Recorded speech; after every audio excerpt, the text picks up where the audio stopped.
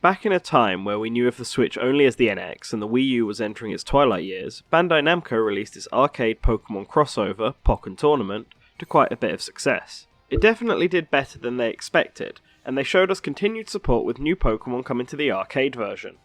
I played Pokken back then thanks to a friend and ultimately came to a conclusion. I bet this game gets ported to the NX. I'm gonna wait. A year and a half later, my prediction came true, and a deluxe port with all the arcade's extra features and more has landed on the Switch. I've had the chance to beat the game on Wii U, play it at arcades in Japan, and finally play through the game on the Switch. So which version of the game is the definitive edition? Which one did I get the most synergy with? Let's find out. So, I've decided to skip over an in-depth analysis of the story because it is identical to the Wii U version. In fact, the gameplay in general is exactly the same as on the Wii U, from the different phase shifts to the way supports and synergy work. If you really want a detailed look, then take a read at the Anvil's original Pokken Tournament review, and then come back here, as I would largely just be repeating what he said there. A brief story synopsis anyway, is that there is a Pokemon tournament, a strange black Mewtwo begins attacking people, and you must fight your way through the ranks and become the champion so you can take it down. Simple and easy, like most fighting games. Now, let's talk about what is new, starting with the Pokemon. While the arcade version of Pokken saw a lot of updates with new critters to fight as, the Wii U version got nothing. So 4 of the 5 new Pokemon have actually been available for a while, but I imagine this is the first time for many that they get the chance to play as them. So let's go over their styles. We will start with Sizzle, as I chose him to be my main Pokemon, and so he'll appear in a lot of the footage for this review. Prepare to know him inside and out by the end of this. Scissor is a fast and heavy hitting bug type, who snips and aura-auras his opponents in quick succession. He has a short glide in mid-air and some great area attacks. His main gimmick is Sword Dance, which allows him to store up to 4 swords behind his back, that allows for strong follow-up attacks to his Poké moves. These are very useful and one of the reasons he's my favourite. Darkrai is next, and for me he is on the other end of the spectrum. I didn't like using him as his whole gimmick is about setting up traps and luring foes into being blasted by them. He has some okay ranged attacks and his synergy burst is easy to land, but overall he is not for beginners. Empoleon is a fighter who I do like, but one that ultimately wasn't very good. He's a HM slave with some powerful attacks but is very slow, and I found the lags between moves to be a pain when fighting some of the better Pokemon. Now, Croagunk is a fun one.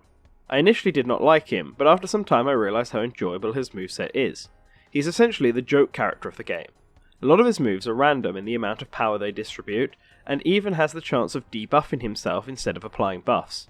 However, his Poison Strike is pretty good, he has a lot of speed, and his animations are just goofy. But they brought a smile to my face. The final Pokemon added to the roster is entirely new, and that is Decidua, the only playable Gen 7 Pokemon. Decidua at first glance seems very powerful. He has ranged attacks and can fly. His feet deal considerable damage as well, but in the end, while definitely on the higher spectrum of viable characters, he has enough weaknesses, like his lag, that keep him from being broken. Decidua is joined by both Litten and Popplio, who come in the form of assist Pokemon. All the assist Pokemon are available from the get-go this time, and these two are quite good considering some of the later choices. Popplio provides a stat buff and Litten an attack, but in the latter's case the attack is far stronger the lower your health, and can easily bring about a comeback if done right. These 3 come with a new stage on a beach, based on Alola, and that does it for all the Gen 7 representation.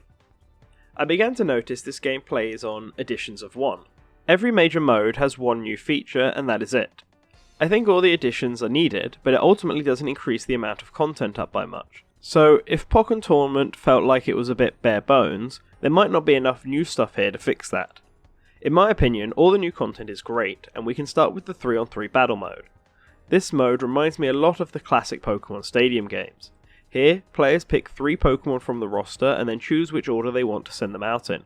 The choices are decided by button presses, so you can keep it a secret and make teams that help to cover each other's weaknesses. My only issue with the mode is how it lacks in smoothness, effectively ending the round when your Pokemon dies, and sending you back to the support screen instead of swapping you out automatically like other fighters. You also can't tag out a character mid-match, so once you pick a fighter, you have to stick with it. It is a fun mode that allows players to try out more Pokemon, but it could have been a bit better. Trying out new Pokemon was something the first game did not support very well. Once you picked main Pokemon for the story mode, you never needed to change again, and it is the same thing here. The developers clearly knew this was an issue, which is why they implemented the daily challenges. This new mode gives you a set challenge every day, where the game forces a certain Pokemon loadout on you and asks you to fulfill the requirements. These challenges can be a little easy, but they come with good rewards of giving players skill points for numerous Pokemon, so that everyone can be leveled up together. I like this mode, although I wish there was more than just the one challenge a day, like a type of mission mode. Oh wait a minute, there is a mission mode. Unfortunately, this new mode is limited to the story, and it doesn't require you to change up your main Pokemon enough. Reminiscent of the challenge system in Super Smash Bros., each league in the game's Ferrum mode has 16 panels for you to break. These missions range from using specific support Pokemon to winning matches a specific way, and you unlock new titles and clothing options for completing them. It is also a welcome addition to this game, although I would have liked to see it expanded as well. Maybe a panel for each Pokemon specifically, or make it not exclusive to the league. The last new feature is in the online mode. Finally, Pokken allows you to host and set up your own online matches with a group of friends. It was sorely missing from the first game, so I'm glad a convenience feature like that is here. It is an improvement to the game, and that is what most of Pokken Deluxe's new features are. The gameplay is still exactly the same, with no new additions, but instead, the game's other areas have been refined. More content, more motivation for trying out said content, and more ways to enjoy it with the friends. I would have preferred a few more modes, maybe a survival mode, and definitely a separate arcade mode from the Ferrum League, but in the end, what we do have here is definitely an improvement. Presentation is very similar to its Wii U original in terms of sound and visual aesthetic. The only new song is for the new stage, and it retains the same art style as before.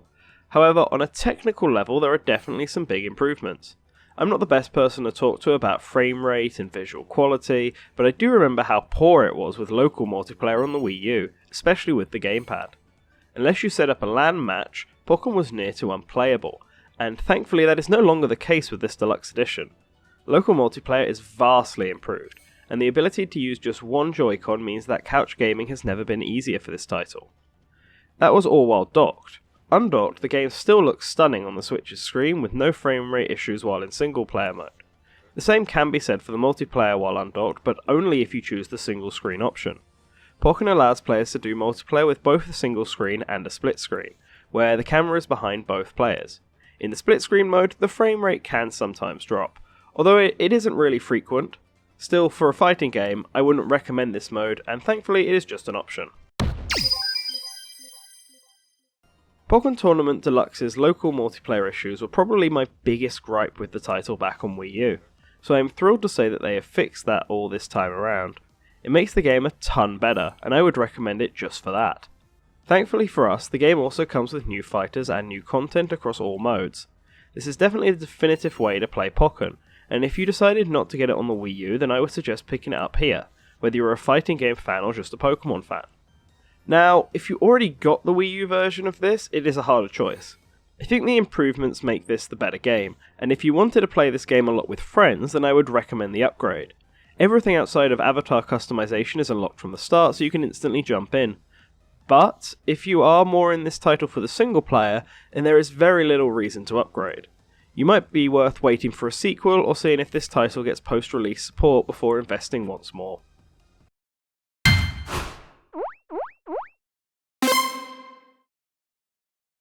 For full disclosure, I want to thank Nintendo UK for sending us a copy of this game. We wish them a good launch and hope this game is a success for them. If you liked what you heard today, then please share this video with everyone you know and give us a like. Let me know in the comments if you plan on buying this game or not, and make sure you subscribe. Remember to always return to the source, and I'll catch you all next time.